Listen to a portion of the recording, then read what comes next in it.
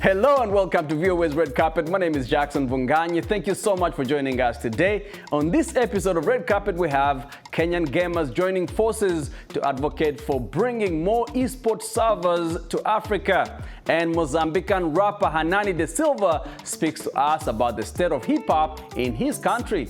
Let's get on with the show. And let's start the show with some highlights of the latest entertainment news from around the world. In music news, the 2023 edition of Essence Festival kicked off in New Orleans with starring performances and appearances by some of music's biggest names. Legendary musician Lauryn Hill was one of the headlining performers at the event, bringing out former Fugees bandmate Wyclef Jean. During her set, Nigerian Afrobeat superstars Wizkid and Tems reunited to perform their mega hit Essence in what was a thrilling night for music fans. In more music news, five-time Grammy Award-winning artist Shania Twain performed to a packed crowd at the Merriweather Post Pavilion in Columbia, Maryland. The country superstar is on her Queen of Me tour, named after her new album released earlier this year. This is Shania's first album in 6 years under her new label deal with Republic Nashville. And in film news, Netflix has released the first trailer for its first ever original African animation series, Super Team 4. The action-packed trailer depicts 4 young people living in Lusaka, a neo-futuristic city. They are chosen to join the ranks of superheroes by a former secret agent. The series premieres later this month. And now turning to more music news, Hernâni da Silva is one of the most popular rappers in Mozambique, with participation in several musical projects inside and outside the country. The artist talked to us about his work, the state of hip-hop in Mozambique, as well as its importance for activism. VOA's Sergio Nambi has more. He's one of the most popular rappers in Mozambican hip-hop. His lyrics range from social intervention issues, romance, daily life in a mix of funny to creative. Hernâni da Silva said that he was influenced by his sisters, who used to listen to a lot of hip-hop and R&B, but it was in the group 360 Degrees that he took his art to the more professional side. I used to record at home, post it on the internet, and share with few friends.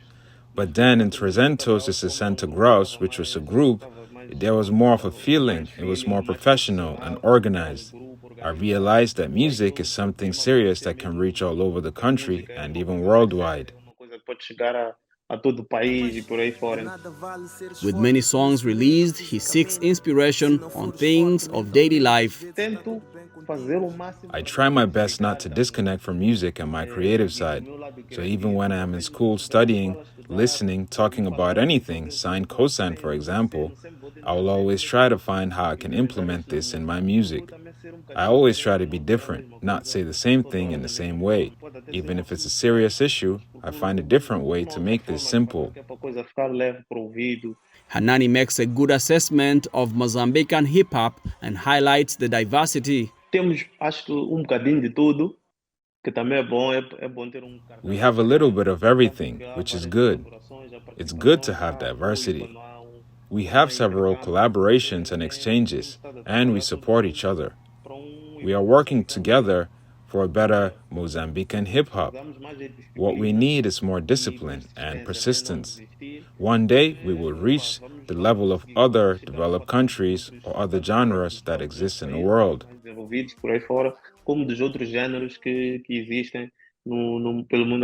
The rapper says that hip-hop is a good way of activism. He took the opportunity to highlight the achievements of Azagia, who he considers a master.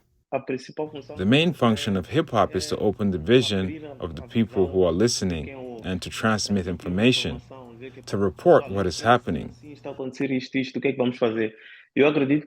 I believe that this has been happening. Clearly, not all rappers transmit this information in the same way. We lost a master recently, but I believe that Mozambican hip-hop has filled that area of activism. His new song, I'm From Here, which portrays various social problems in Mozambique, is part of the album Pontas da Lanka Dua and is getting good engagement on YouTube. Terreno ou mova, e tanto vida como estrada, é normal entrar na cova. E a cada semestre, desespero renova. Aqui só se consegue. A screenwriter strike in Hollywood has been going on for 2 months, grinding scripted TV production basically to a halt and costing California millions in losses each day. Angelina Bagdasarian has more on this story, narrated by Anne Rice. Since early May, screenwriters in Hollywood have been a daily sight outside movie studios from 10 a.m. to 2 p.m., signs in hand and demanding better pay. Hollywood screenwriter Stuart Beattie, who wrote scripts for the Pirates of the Caribbean and I, Frankenstein, says his life was thrown off course, and instead of writing scripts, he is now busy protesting daily, fighting for his rights.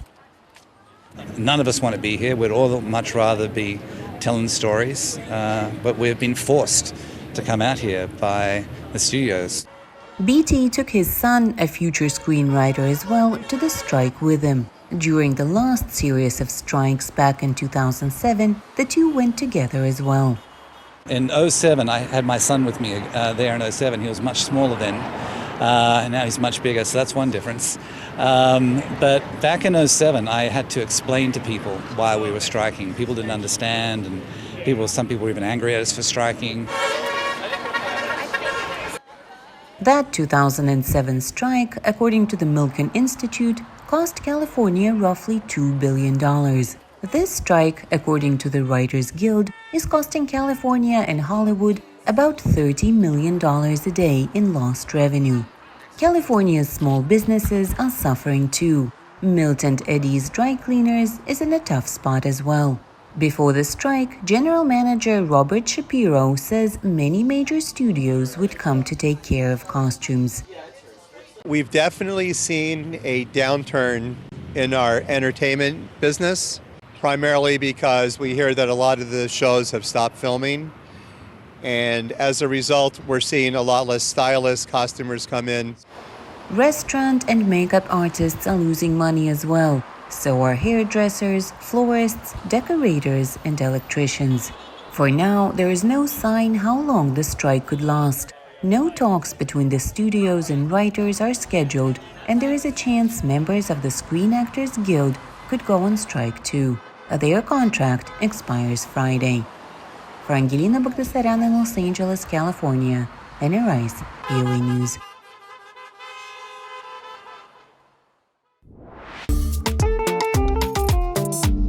Grounds Crew, a non-profit organization, is helping special events planners in New Orleans learn ways to reduce waste at events such as Mardi Gras by replacing plastic with sustainable material. Aaron Fedor brings us more from New Orleans, Louisiana. So we're out here today conducting a parade recycling program, which is probably the hardest environment in the world to try to recycle. It's a 3-mile-long party that goes through the public streets. It's not an enclosed environment like a festival you would think of. Carnival season, Mardi Gras, is the largest free and unsponsored event in the entire world. And so this is this huge festival that is put on, totally open to the public to attend. And the way that it's paid for is through the members that ride in these parades and these crew organizations. They pay to be a member of the parade, and they also fund the parade by buying packages of throws. The most common throw, of course, is the Mardi Gras bead. And a parade can have as many as 3,700 members just in one parade. And we're talking about 70 parades or more through the season. And so there's just a deluge of disposable plastic items. We had our first crew branded package in 2022 last year with the crew of Iris, and it was over 100,000 eco-friendly throws. And the response that we got from the community was just amazing. The community, the riders, everyone was just over the moon with the packages that we created. And we had, beautiful images of people out on the parade route holding up signs saying, "Throw me your sustainables." Hey, can we have your cans when you're done? They love it. They absolutely love it. Everyone that comes to pick up says the same thing. They're like, wow, I am so glad that this exists. I'm so glad that somebody is doing something about this. I'm so glad that somebody is helping us to make a change. The idea that we're moving towards a more precious, more collectible, more sustainable kind of Mardi Gras gift, because that's what it is. It's a gift to the audience from the crews that makes their Mardi Gras experience exciting. I think what change is always difficult, and I think as more people see the items and see how nice they are, I think more crews will be shifting towards sustainable packaging.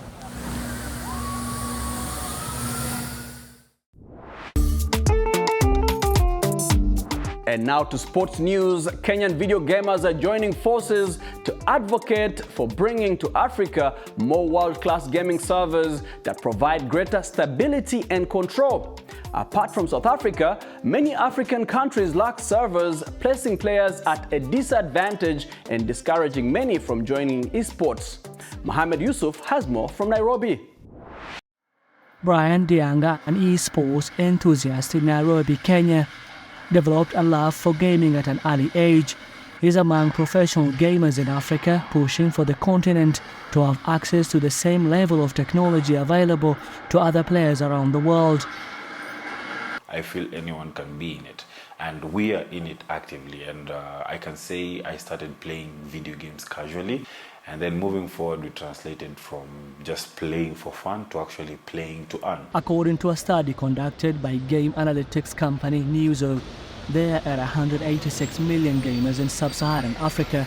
Despite the increasing number of the gamers in recent years, the continent has faced challenges in keeping pace with the growth in the competitive sector. Experts say economic inequality, weak internet connections, and a lack of high-performing gaming servers are hindering esports growth in Africa. During competitions, African gamers rely on South African servers, which host only a few games out of the hundreds available in the gaming industry. Millisecond is the metric that's used now to measure the amount of time it will take from one device to reach the server of that particular game to that region and back. So the millisecond, as the distance increases, becomes much, much larger. And the more larger it is, the more difficult it is to actually play online. In Kenya, a community of video gamers is working to unlock full potential of the gaming industry in Africa. In Nairobi, gamers play a combat esports game that does not have a server host in Africa. The winner of the event will qualify to participate in a tournament in Romania and play online with gamers from the Americas, Asia and Europe. It is a rare opportunity for most African gamers because of the continent's unreliable internet connections and limited gaming servers. Outside of the continent, it's not easy to get a good connection with them, so the game is not going to be playable because we're outside the continent. So now the only option we have left is now for us to travel to them or them to come to us, and then we can play. And that's why I'm really looking forward to this trip, so I can get to meet these players and play with them. Video gamers say they're stepping away from their computers to lobby game publishers to provide servers and to encourage internet providers to help build esports infrastructure and grow the billion-dollar industry. Mohamed Yusuf for VA News, Nairobi. And thank you so much for watching VOA's Red Carpet. My name is Jackson Vunganyi. For more entertainment news, remember to check us out at voaafrica.com. We are also on Facebook, on Instagram, and on YouTube. Do not forget to like, to share, and to subscribe. Until next time, goodbye everyone.